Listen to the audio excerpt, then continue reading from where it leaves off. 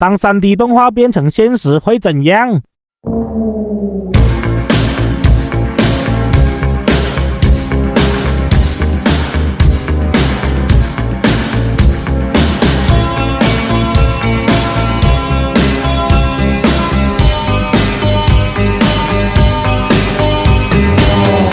？Hab die ganze Welt gesehen, von Singapur bis Berlin. Wenn du mich fragst, wo's am schönsten